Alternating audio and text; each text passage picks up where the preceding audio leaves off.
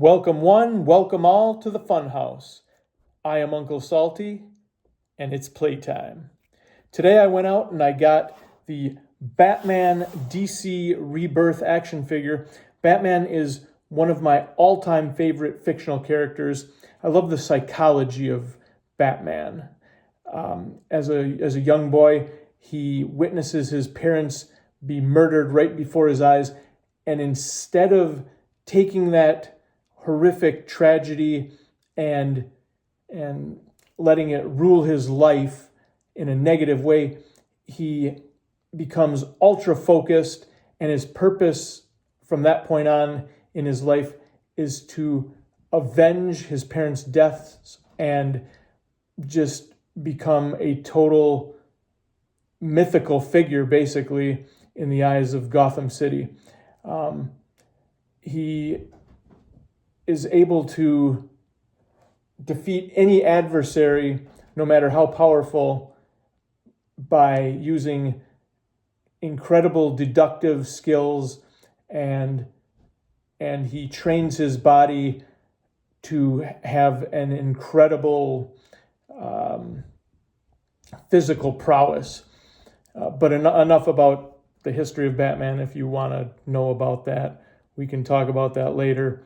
But right now, let's talk about this figure. And like as I said before, I'm super excited that I got this figure. The Batman Rebirth was from, I believe, 2016 to 2019. And this is one of my all-time favorite Batman suits. I love how it has the elements of the classic blue and gray Batman that most of us know, but it has a few newer elements to it, and we'll talk about that as we open up the box and get the figure out of the package. We'll start with the packaging though. The package itself, as you see, huge window so you can see the entire figure. It comes with a grapple gun. It comes with a batarang, 2 interchangeable hands, and a Bruce Wayne head that you can obviously take off the Batman head and replace it with Bruce Wayne. When we flip the box around, you get an incredible comic book art on the back of the box. And let's open up the figure and see what we've got going on here. Take that out, and as you can see in the background, you have a Batman card and the stand that you can put Batman on, but we're not going to take that out right immediately. We're going to just go with the figure to start. Pull this guy out of the packaging and see that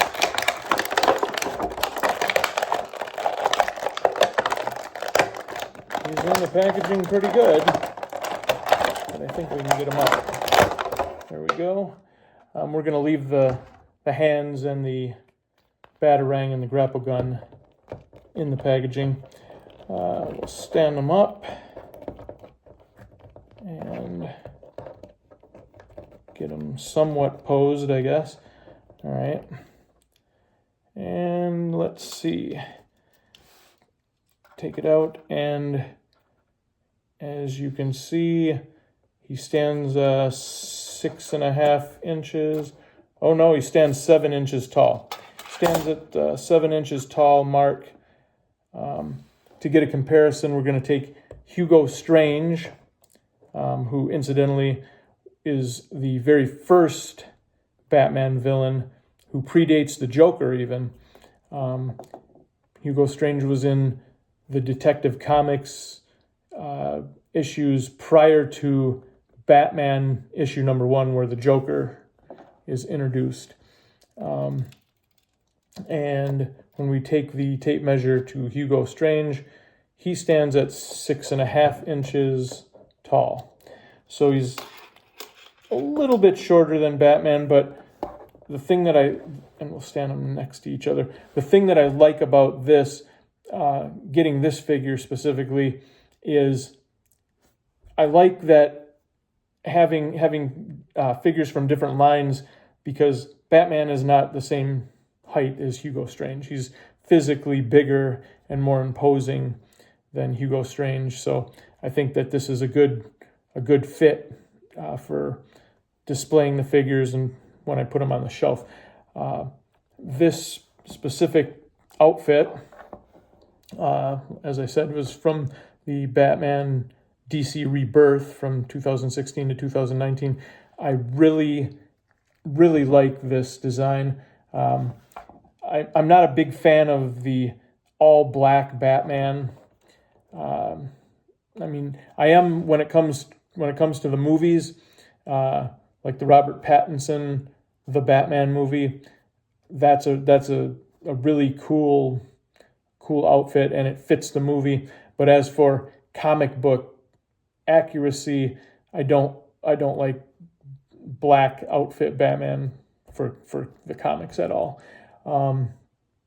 It's just, I don't know, it's just too dark, too dreary, and I don't know. For me personally, I like comic books to, just shoot off the page and wow me, I guess.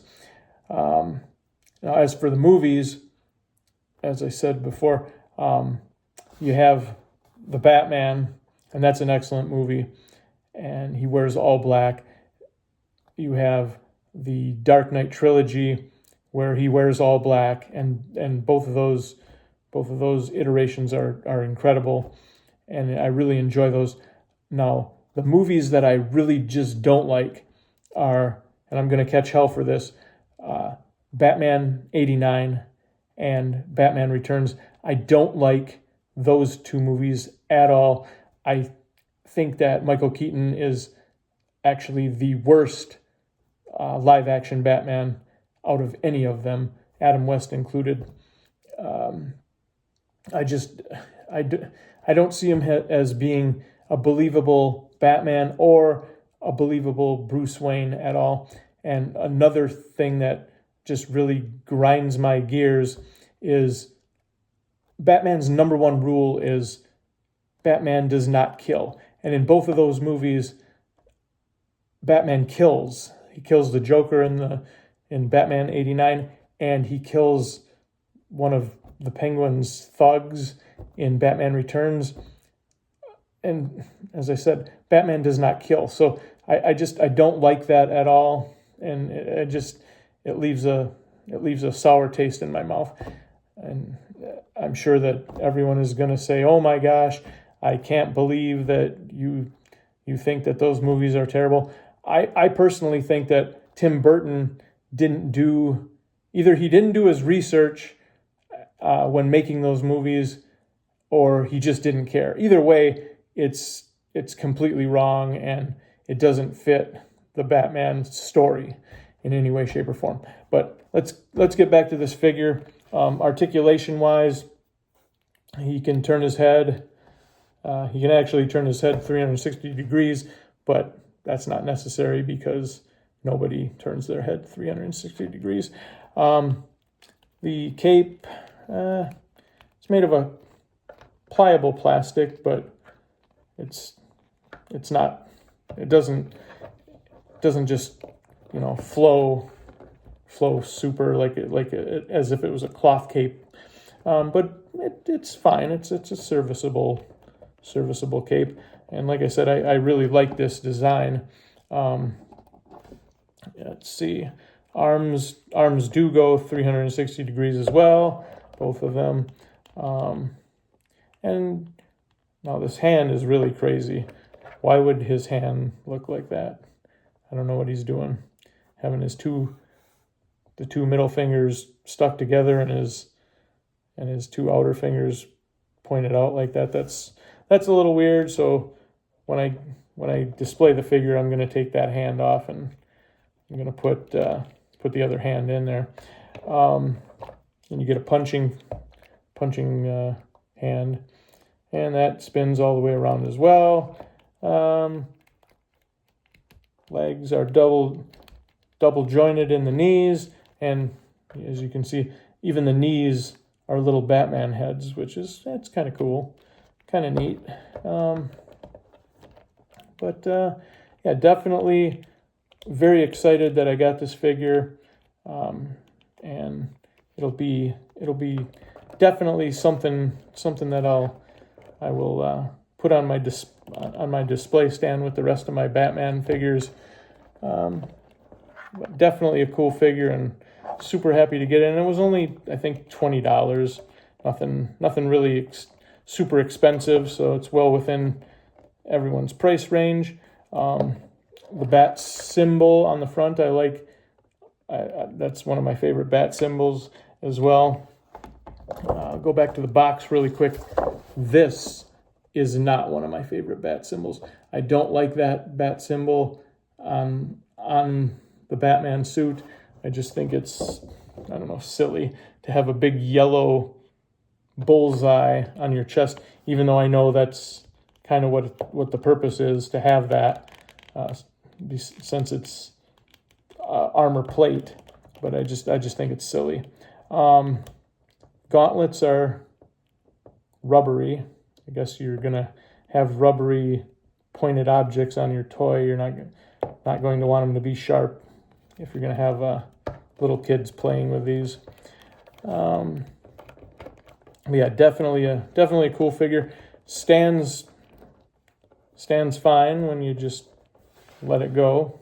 I gotta get this arm fixed, though. It looks kind of goofy the way it's set up. Let's see. But yeah, definitely a cool figure. Super excited that I got it, and it will be a very cool toy to display on my shelves. I want to thank the Critical Drinker, Snarky J, Jason Nupp, and Brian Zane. They have fantastic channels. Everyone should check their channels out. Absolutely fantastic, wonderful. I don't actually know any of the four of those people. I'm sure they're incredible people. But I wanted to thank them for kind of inspiring me to start a channel of my own. And I'm going to leave you with this. Remember, if your attitude is hostile and intolerant, that's borderline criminal.